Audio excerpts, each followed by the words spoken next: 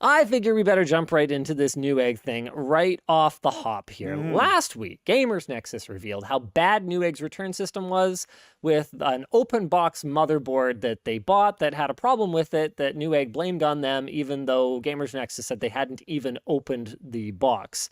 They just tried to return it, saying, look, we don't need it anymore. Newegg refused the refund, saying the board was damaged, and Gamers Nexus was at fault. Oh boy. It gets worse. Yesterday, they posted a new video where they investigated the RMA chain.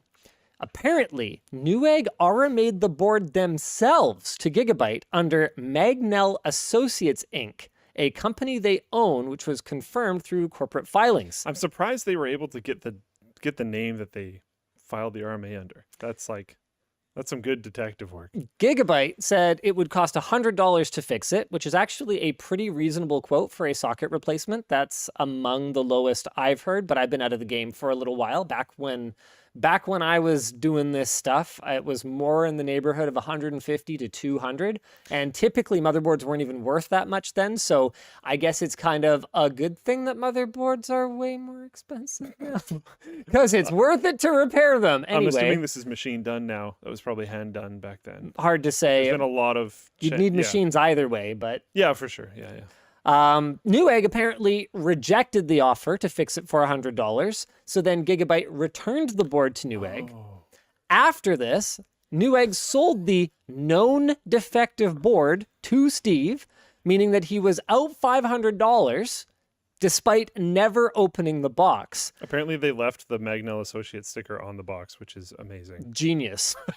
Gamers Nexus unboxed the board, so they did get it back. Initially, my understanding is that Newegg had refused to send the damaged board back to them, but now they've got it, and the socket is in very rough shape. The thermal paste mentioned previously by customer support, though, is markedly absent. That was one of Newegg's claims, that there was thermal paste on the socket.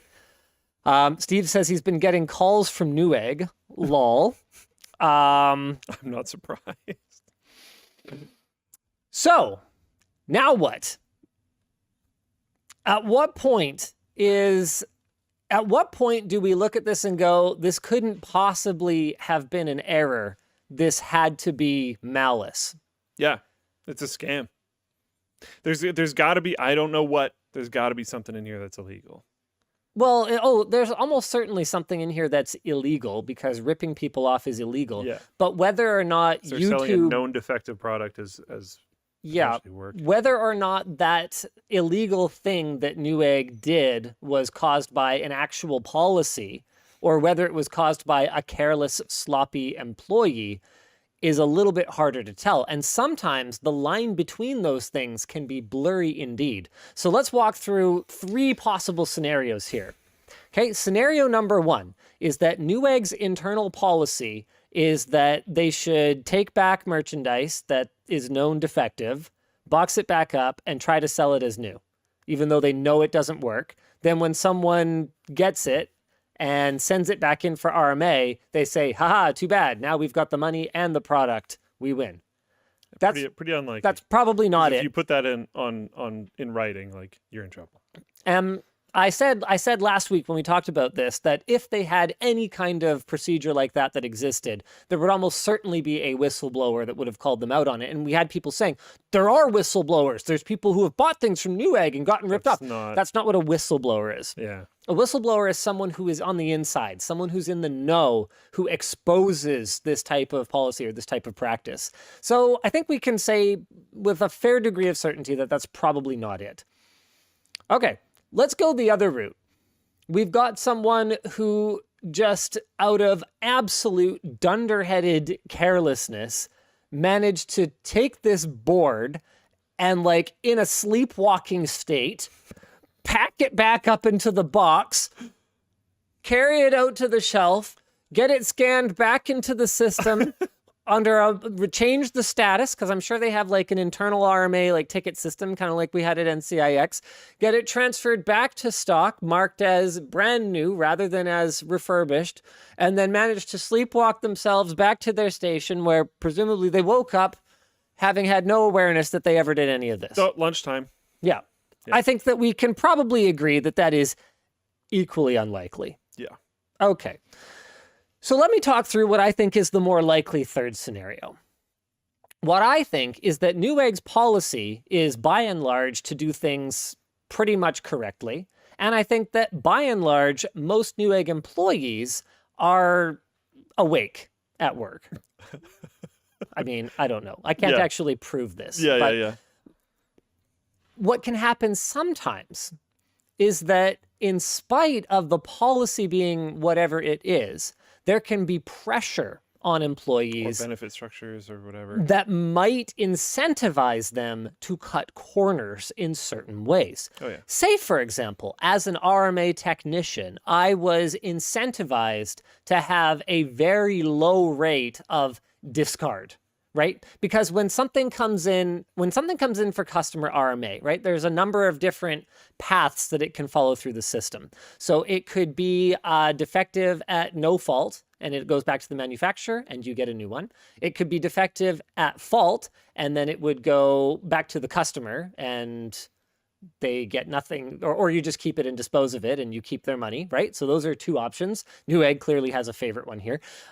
It could be defective at fault and you do the repair, like what apparently happened with this particular board.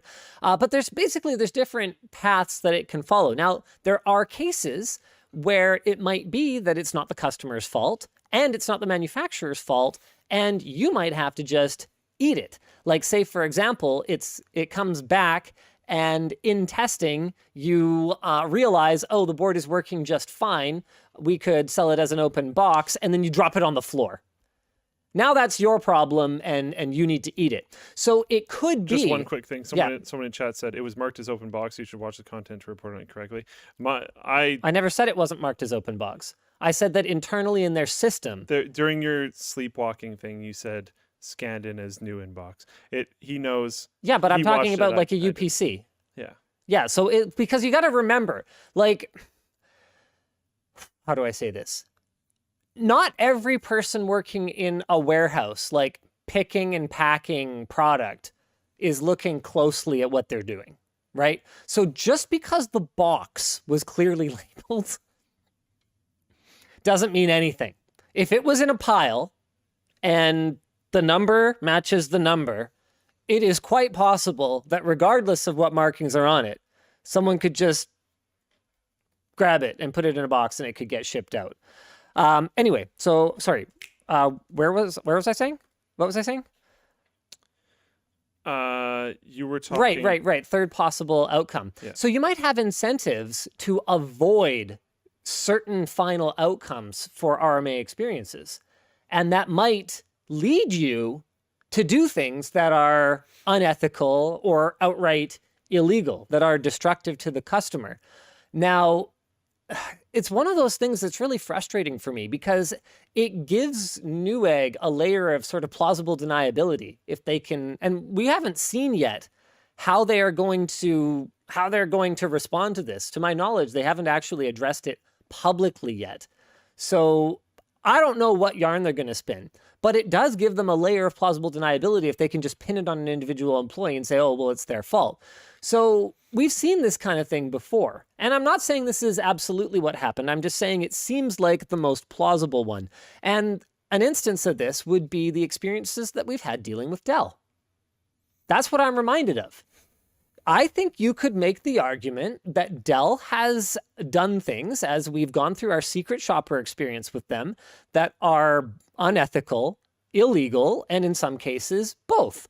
Whether it is pushing financing on us, or whether it's adding extended warranties to our order that we never agreed to, or whether it's arranging for us to ship our computer to their depot when we actually had an on-site warranty that we had paid for. Like, there's plenty of things that they clearly did wrong. And my belief is that even though Dell has talked to me about these experiences and said, this is not the experience we want people to have, it is my belief that because of the way their representatives are incentivized, because of the way that they're compensated, there's basically no other way to survive. So they could say, well, our policy is to offer nicely, but clearly, if you're in the know, you get pushy about it. You get them commissions, and you manage to, eat a nice dinner every day that month instead of scraping by or whatever that difference ends up being. But I suspect it's a big one based on the consistency with which we've seen that behavior from Dell. So apparently, have you seen Paul's video? I haven't watched Paul's video, unfortunately. So apparently Paul was an RMA tech at Newegg. I know he worked at Newegg. I didn't know he was an RMA tech. Me neither. And apparently he posted a video on Dig Newegg Scam Gamers Nexus, a former RMA inspector's opinion. I have not watched it. It's probably excellent. That's what I would say. All right. Yeah. If anyone has kind of a somewhat TLDR at all, that would be amazing. Would love to know Paul's perspective. And we're not just going to pull a just watching someone else's content and reacting to it on stream thing right now, just this time. But yeah, I'll definitely go check out the whole thing when I have time. Yeah, I didn't know this came out. I'll definitely watch it too, just not now.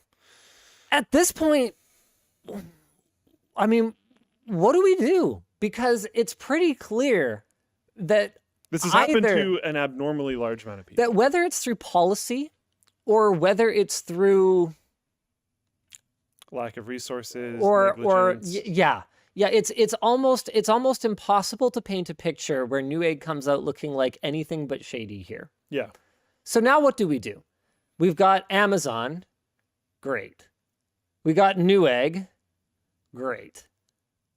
Where do you buy your computer hardware? I mean, Micro Center technically does have an online presence, and they've been pretty good from what we've seen so far. We've worked with them a lot, and typically, especially when someone shows up in a sponsor spot with us, we will get people crawling out of the woodwork to tell us about their bad experiences with them. And by and large, everything that has come out about Micro Center has been very positive. If I was American, my reaction to this would probably be to go to Micro Center. As a Canadian, my reaction to this would be like, I don't know, Canada Computers, Memory Express, something like that. Yeah, but you're in Canada. Yeah. So that doesn't help our American friends. Yeah, it's at Micro Center, though. Oh, sorry. I haven't personally heard notable bad things about Micro Center. I have heard people say that they're like, and someone literally just said this in Floatplane chat, but I have heard this elsewhere as well, where they're like upset when they move away from a Micro Center, that type of stuff. But like, I don't know. B&H also has some things. Yeah, B&H, though, for component selection, it's not amazing. All right, so Newegg, there's no way for them to come out of this looking good. I don't think we'll ever get a clear answer as to what exactly happened, which leaves us finally back to the question I asked probably like 20 minutes ago at this point. What do we do? Is this boycott worthy? I would personally. You would just not shop there anymore? Yeah. You're done? At least for a period of time. Send a message. Yeah. Okay. We've said for the entirety of the length of the WAN show has been live to vote with your wallet, right? Absolutely. Even if it's a temporary thing, you can do that. Send a message. If I was a consistent Newegg customer, I would pause my Newegg customer-ness for at least a temporary period of time. What do you think is fair? What do they deserve? A quarter? 6 months? A year? I'd do at least 6 months. You'd say 6 months? Yeah. But that's on like a personal level, right? So I was feeling like 6 months was a pretty good length of time as well. What is my level of impact here? I mean, I can tell you right now, we've paused working with Newegg from a sponsor standpoint. Like as a Canadian, Newegg isn't my go-to for buying electronics anyway. They do have a store up here, but they're not necessarily as competitive with, Canadian first retail outlets. So I would just go to Memex or I'd go to Canada Computers or whatever. I've been going to Memex. I like that they have a very local place. I like picking up my stuff. I don't really know why. It was always a ritual for me to go pick up my stuff from NCX, and now I do that still from Memex. So yeah, for sure. So for me, I don't really have a way of pushing back on Newegg from a customer standpoint, but and this is sort of ironic, from a sponsorship standpoint, which is actually them being the customer, they pay me for sponsorships. I could stop taking their money, and because presumably when they pay me money, there's a greater return for them. Yeah. So it's sort of like, it's very ass backwards, but I think you guys get the point. So I'm with you.